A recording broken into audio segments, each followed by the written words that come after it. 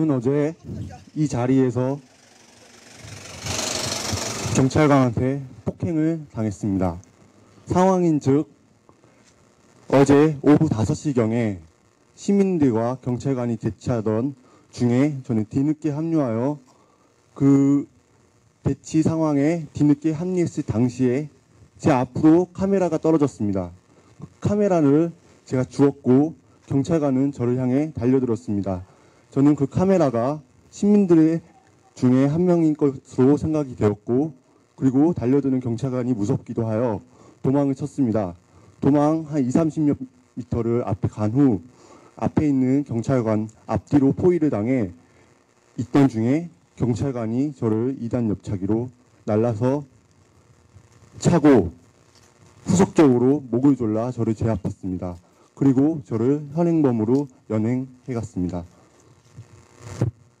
저는 그 과정에서 죄를 짓지도 않고 법을 어겼다고 생각하지도 않았기 때문에 그것이 부당한 체포 행위이고 그리고 폭력 행위라고 생각합니다. 일단 경찰이 저지른 끔찍한 인권 유린들 중에서 제가 직접 현장에 있으면서 목격한 것들 딱 2가지만 말씀드리도록 하겠습니다. 3월 7일 오전 8시경 바로 이 옆 강정교에서 강정마을 주민 한 50명이 경찰에 갑자기 고립된 적이 있습니다. 경찰이 앞뒤로 물려와서 샌드위치처럼 주민을 가둬놓고 주민은 약 1시간 동안 그곳에서 나가지도 못하고 외부로부터 어떤 지원도 받지 못하는 상황에 놓였습니다. 고립된 지 약 한 30분이 지나자 강정마을 주민들이 화장실에 가고 싶다. 왜냐하면 새벽부터 나와 있었기 때문에 화장실에 갈 시간이 없었는데 경찰이 압박하고 언제 연행을 할지 모르는 긴장감 넘치는 상황에서 인간이 화장실에 가고 싶어하는 욕구가 드는 건 당연하지 않겠습니까? 그래서 현장에 있는 지휘관한테 화장실에 보내달라고 했습니다. 그 현장 지휘관은 바로 어제 2단 옆차기로 좀 전에 시민을 가격했던 그 경기지방경찰청 4기동대 김진국 경감과 동일한 사람입니다. 바로 그 사람이 화장실에 보내줄 수 없다. 이렇게 1시간 동안 주민들을 감금했습니다. 그래서 제가 인권활동가로서 그 자리에서 그 지휘관에게 항의했습니다. 전쟁 포로도 화장실에 보내주고 감옥에 수감된 사람도 화장실에 보내주는데 강정마을 주민들이 도대체 무슨 잘못을 저질렀기에 화장실조차 가는 것을 못하느냐. 아무 말도 못합니다. 상부의 지시를 받았다고만 하고 그 자리에서 주민들을 계속 고립시키는 겁니다. 참다 못해서 그 자리에 있던 강정마을 주민 한 분이 너무나 못 참겠고 너무나 비참하고 너무나 억울한 마음이 들어서 언론 카메라들이 많음에도 불구하고 내가 이 자리에서 바지를 내리고 소변을 봐야겠느냐 이런 비참한 상황까지 연출이 됐는데도 경찰은 눈 하나 깜짝하지 않고 30분 동안 더 주민들을 억류했습니다.